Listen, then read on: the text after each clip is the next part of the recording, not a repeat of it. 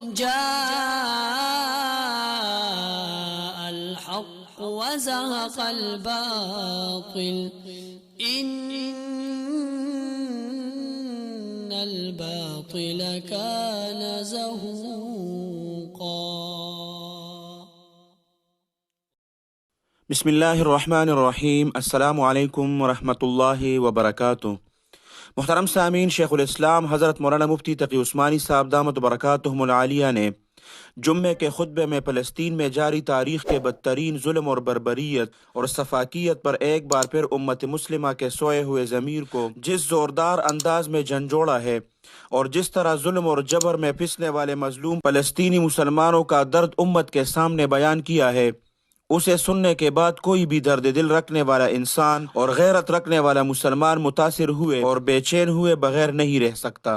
محترم سامعین، شیخ الاسلام حضرت مولانا مفتی تقی عثمانی صاحب دامت برکاتہم العالیہ نے انتہائی پرجلال انداز میں درد بھرے دل کے ساتھ عالم اسلام کے بے حسی کو بیان کرتے ہوئے فرمایا کہ مجھے اللہ سبحانہ و تعالیٰ کے عذاب سے ڈر لگتا ہے کہ پورا عالم اسلام اس وقت جس بے غیرتی میں اور بے حسی میں اور جس بے حمیتی میں پھنسا ہوا ہے، یہ اللہ سبحانہ و تعالیٰ کو ناراض کر کے پورے عالم اسلام کے لیے تباہی کے پیش خیمہ نہ ہو۔ محترم سامعین، شیخ الاسلام حضرت مولانا مفتی تقی عثمانی صاحب دامت برکاتہم العالیہ نے مزید فرمایا کہ تم اپنے گل چڑے اڑا رہے ہو، تم افطار کی دعوتیں کر رہے ہو، تم لوگوں کے لیے کھانے تیار کر رہے ہو، ہنسی اڑا رہے ہو، عیاشیاں کر رہے ہو، اور تمہارے بھائی، تمہاری بہنیں، تمہارے بچے اور تمہاری اولاد تاریخ کی بدترین طریقوں پر ذبح کیے جا رہے ہیں۔ کیا ہو گیا ہے تمہیں؟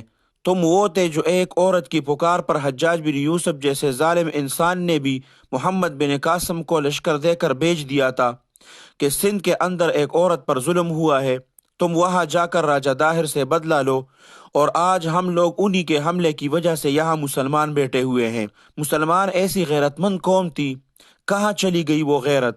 کہاں چلی گئی وہ انسان دوستی جس کا سبق میرے نبی صلی اللہ علیہ وسلم نے دیا تھا؟ وہ سب مر مٹ گئی۔ کہاں مر مٹ گئی؟ مغرب کی غلامی میں، امریکہ کی غلامی میں وہ غیرت مٹ گئی، وہ حمیت مٹ گئی، کیونکہ ان کو اپنا سب کچھ سمجھ لیا گیا ہے۔ محترم سامعین، شیخ الاسلام حضرت مولانا مفتی تقی عثمانی صاحب دامت برکاتہم العالیہ نے مزید فرمایا کہ اللہ سبحانہ و تعالیٰ سے رجوع کرو، اللہ سبحانہ و تعالیٰ سے مانگو۔ جو شخص ان کو مدد پہنچانے کی جتنی طاقت رکھتا ہے وہ مدد پہنچائے، جو شخص جتنی طاقت رکھتا ہے حکمرانوں کو متوجہ کرنے کی وہ اپنی طاقت استعمال کرے، ورنہ یاد رکھو آخرت کے اندر جب 30,000 شہیدوں کے خون کا حساب لیا جائے گا تو حساب دینے والوں میں ہم سب شامل ہوں گے کہ تم نے ان کے لیے دعا کیا تھا۔ محترم سامعین، یہ تو بیان کے چند اقتباسات تھے۔ اللہ سبحانہ و تعالیٰ فلسطین کی مسلمانوں کی حفاظت فرمائے، اللہ سبحانہ و تعالیٰ وہاں ہمارے بچوں، عورتوں اور ہمارے بھائیوں کی حفاظت فرمائے، اللہ سبحانہ و تعالیٰ اسرائیل کو نیست اور نابود کرے، اللہ سبحانہ و تعالیٰ شیخ الاسلام حضرت مولانا مفتی تقی عثمانی صاحب دامت برکاتہم العالیہ کا سایہ ہمارے سروں پر تادیر قائم اور دائم رکھے، اللہ سبحانہ و تعالیٰ ان کی ہر شر سے حفاظت فرمائے، اللہ سبحانہ و تعالیٰ آپ سب کو اپنے حفظ اور امان میں رکھے، اپنے خصوصی دعاؤں میں یاد رکھے۔ السلام علیکم ورحمۃ اللہ وبرکاتہ۔ جاء الحق وزهق الباطل إن الباطل كان زهوقا۔